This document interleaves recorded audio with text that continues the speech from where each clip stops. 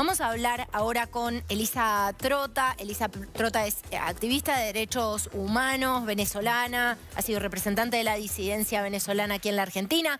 Marcelo Cantelmi, editor de internacionales de Clarín, que ha estado y mucho en este último tiempo en Brasil, ¿no? Sí.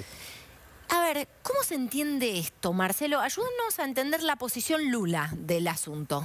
No es clara la posición Lula en este asunto porque no gana nada, digamos. Él compara a Zelensky, al presidente ucraniano, con Putin, del mismo modo que compara a Maduro con la calle Pou, con Boris, digamos, todo lo mismo.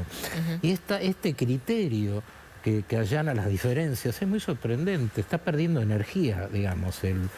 Lula, cuando llega a la presidencia, genera una expectativa muy grande, muy importante, encabezando un país que tiene frontera con 10 naciones, nada menos, muy importante, central en la región, muy importante para el norte mundial, para Estados Unidos también, porque se suponía que la llegada de Lula, que dentro de lo que era el armado de las campañas, era el más liberal, francamente, frente a un sujeto muy iliberal como Jair Bolsonaro, que lo vuelve a poner en órbita al país y que va respondiendo a esta demanda que tiene Washington también para ver de qué manera se organiza la región para parar la migración, porque vos contabas la migración venezolana, tenés que sumar la cubana, tenés que sumar la nicaragüense, digo, la de los países donde vos anduviste, por Panamá y Honduras y demás, que se están convirtiendo en niveles récord por el desastre. Bueno, Lula no, Lula está operando a nivel de política internacional con una idea bastante vieja, que lo que hace el presidente chileno Boric es explicarle cómo es lo nuevo, digamos. Lo nuevo,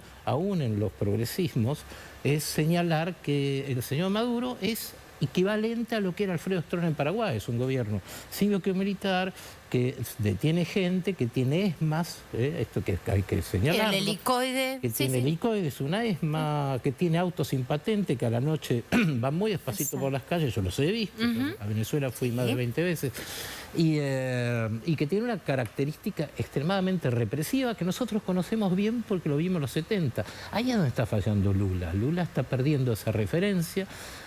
Insisto con el ejemplo anterior sobre Ucrania, que deberíamos también tenerlo en cuenta, está perdiendo energía, está perdiendo el vigor y posiblemente termina aislando otra vez a Brasil. ¿Podríamos hablar de errores o podríamos hablar de connivencia? Y acá yo tengo una pregunta y se la quiero hacer a Elisa. ¿Hay algo que nos estamos perdiendo sobre el vínculo o el vínculo histórico entre el chavismo y los proyectos políticos de izquierda o algunos proyectos políticos de izquierda en América Latina, o el vínculo actual, ¿no? ¿Qué nos perdemos? Sí, Carolina, bueno, buenas tardes a todos. Yo creo que sí es importante entender el vínculo histórico y lo que mencionaba Marcelo. No es la primera vez que sucede esto y no es la primera vez que Lula además hace mención de manera tan ligera y prácticamente burlesca en relación a lo que sufren los prisioneros políticos y las víctimas de las dictaduras en la región. Esto lo hizo Lula en el 2010, haciendo referencia a presos políticos cubanos que estaban haciendo una huelga de hambre que tuvo como consecuencia más de un preso político muerto. Lo hizo de manera nuevamente burlesca y faltando el respeto de todas las víctimas, lo que vuelve a hacer con estas declaraciones, que evidentemente es una afrenta. Entonces, hay una posición que en este sentido ha sido, por decirlo de alguna manera, bastante coherente históricamente por parte de Lula. Esto por un lado. Por otro lado... Negacionista, ¿no? Negacionista y que banaliza lo que sucede en las dictaduras del continente. Pero además, ¿para qué se llevó adelante esta reunión en Brasil? Para tratar de hacer un lanzamiento nuevamente de la UNASUR. ¿Y qué es el UNASUR? Es precisamente un espacio que, si no me equivoco, nació en el 2008, de las izquierdas latinoamericanas, de las cuales ya formaba parte Argentina, en ese momento Uruguay, Brasil, por supuesto, Venezuela, Cuba, etcétera, Bolivia, y que trata además de, bueno, refundar la UNASUR, Yo creo que evidentemente el Foro de Sao Paulo tiene una mirada muy específica en este tipo de encuentros. Entonces yo creo que no nos estamos perdiendo en nada. Hay una línea histórica que obedece y que justamente, como plantea Marcelo, bueno, tal vez el que viene a romper desde el punto de vista ideológico, por decirlo de alguna manera, y claramente planteando, esto no tiene que ver con ideologías, porque los derechos humanos no obedecen a la ideología, es Boric.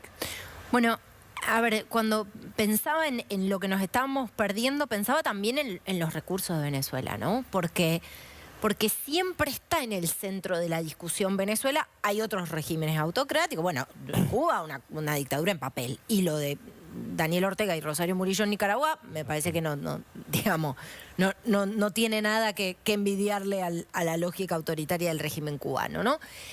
Venezuela, sin embargo, aparece en el centro por algunas cuestiones estratégicas, Marcelo, ¿no? Por supuesto, pero no tengamos temor a suponer que este es un gran fallido de Lula, ¿eh? La gente se equivoca y se equivoca mal. Lula está trayendo desde sus dos presidencias el mismo concepto, no está aterrizando.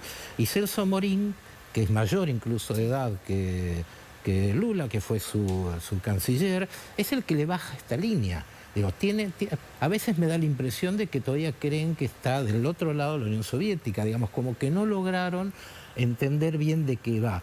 Yo no llamaría izquierda a lo de América Latina, yo creo que la izquierda desapareció hace décadas. Hay cosas parecidas, socialdemocracias, oportunismo, posiciones socialdemócratas clarísimas. Boric es un socialdemócrata. Pero la idea de revisar la situación de Venezuela liga con la guerra, por supuesto. Estados Unidos abrió la estructura, pero recordemos que en 2019, con Tarek El Aissami, el ministro de Petróleo, que ahora está preso aparentemente por fraude, este hombre arranca en 2019 la apertura privatizadora en Venezuela. Y Delcy Rodríguez, la vicepresidente, con un ex ministro de Economía, Rafael Correa, esto se sabe poco, es la que hace el ajuste y dolariza el país. Hoy Venezuela es un país donde vos vas a un supermercado, hay de todo, pero necesitas tener dólares. Por eso hay tanta gente que migra de Venezuela. Igual que en Cuba. Cuba está dolarizada, se sabe poco, pero Cuba está dolarizada. Si no tenés dólares, no tenés divisa, no podés comprar tu alimento. Y en Venezuela pasa exactamente lo mismo. Es una dolarización, de hecho, de la economía, por supuesto, sin dolarización de los salarios, ¿no? Que equivalen a 3, 4, 5 dólares. Pero agrega el dato de que ciertamente es un país muy rico en petróleo y a Estados Unidos, naturalmente, le preocupa mucho porque Europa se está abriendo a aprovechar esto y la clase política, la oposición política en Venezuela empieza a acercarse al régimen porque también representa intereses económicos objetivos dentro de Venezuela. Todo el mundo quiere ganar de eso y es un poco el peaje que está cobrando este individuo.